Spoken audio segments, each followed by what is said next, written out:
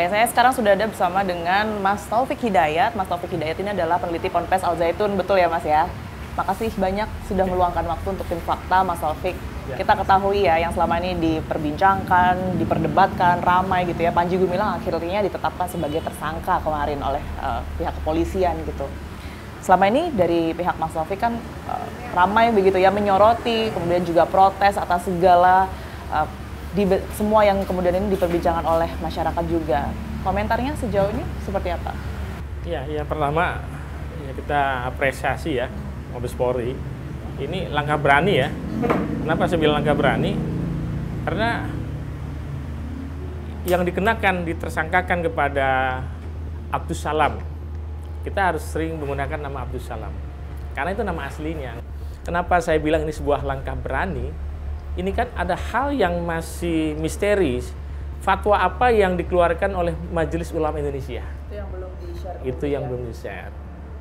Ya belum pernah ada sih, ada cerita MUI mengeluarkan fatwa, kemudian hanya Mabes Polri aja, hanya untuk konsumsi rekomendasi. Iya, rekomendasi.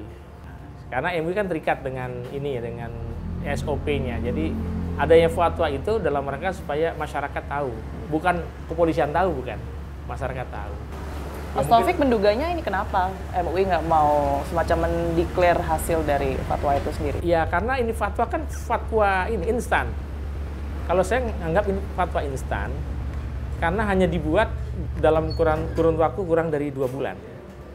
Sedangkan apa yang dituntut oleh masyarakat kepada MUI itu 20 tahun lebih. Nah, sejak tahun 2002. Setelah tahun 2002 temuan tim investigasi MUI tentang Al Zaitun yang sudah jelas-jelas menemukan banyak hal yang menyimpang terkait dengan keterkaitan dengan NI dengan Mahat Al Zaitun, itu kan mestinya di tahun-tahun 2002 itu sudah ada fatwanya. Ini kan tidak ada. Nah, artinya 20 tahun saja MUI tidak berani mengeluarkan, padahal ini menyangkut tupoksinya MUI untuk menjaga masyarakat dari penyimpangan. Oke. Saya mau minta Mas Taufik juga berkomentar ya mengenai pasal yang disangkakan oleh Panji Gumilang pada saat kemarin ditetapkan sebagai tersangka, salah satunya adalah penistaan agama gitu. Ini sudah cukup tepatkah bagi Mas Taufik yang mungkin selama ini termasuk sering ya mengkritik apa yang dilakukan oleh Panji Gumilang? Ya, kalau Panji Gumilang dipasalkan terkait dengan penistaan agama, banyak sekali. Ya, banyak sekali. Ya, misalnya terkait dengan itu dalam majalah Al Zaitun, dan kita banyak saksinya bahwasanya pelaksanaan ibadah kurban ya, itu mereka memandangnya itu tidak perlu dengan menyembelih hewan kurban. Karena itu bisa diganti untuk membangun, kalau istilah mereka ini informasinya dari mana Mas? Bisa dipertanggungjawabkan ya? Ada di dalam majalah yang kemudian ditulis dalam buku Bangkar Al Zaitun ya. Di sini disampaikan kritik ya, kritik LPPI ya, kantor penelitian kami terkait dengan pelaksanaan ibadah kurban. Ini ada yang janggal. Itu mestinya ditanyakan, dan kita sudah laporkan ke Majelis Ulama Indonesia. Dalam penelitian MUI sudah ada itu, dalam penelitian Kementerian Agama pun sudah ada. Jadi ya bukan itu saja ya. Misalnya ini problemnya kan gini ya. Al Zaitun ini ya harus dijerat dengan delik pidana apapun, harus dengan mengaitkan dengan NII-nya. Jadi ini masih belum tepat sasaran menurut Mas Taufik. Kalau kita berbicara mengenai penistaan agama, kemudian juga ujaran kebencian, penyebaran berita bohong, itu pasal-pasal yang disangkakan. Nah, ini kan pasal baru, maksudnya kan peristiwa hukumnya kan baru terjadi dalam 2 bulan ini. Nah, dan yang anehnya, tradisi kebiasaan Syekh Panji Gumilang, kalau dikritik, kalau diserang, itu dilawan dengan diam. Selama ini begitu. Nah, ini ada apa? Ada motif. Jangan-jangan memang kita dipancing. Energi kita dipancing, dan Panji Gumilang memang sengaja menyiapkan hal-hal yang kontroversi untuk supaya kita makan lah gitu. Ya jangan contoh misalnya ya, dia bilang saya komunis.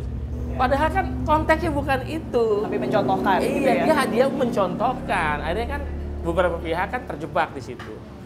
Nah, begitu juga untuk dalam hal sholat misalnya. Pembatasan sholat. Itu kan video lama ya. Video pada saat COVID. Nah, pada saat COVID ada pemisahan. Ya, hal-hal yang sebelumnya tidak pernah terjadi di Masjid Al-Zaitun. Kalau kita lihat 3, 4, 5 tahun lalu semuanya penuh.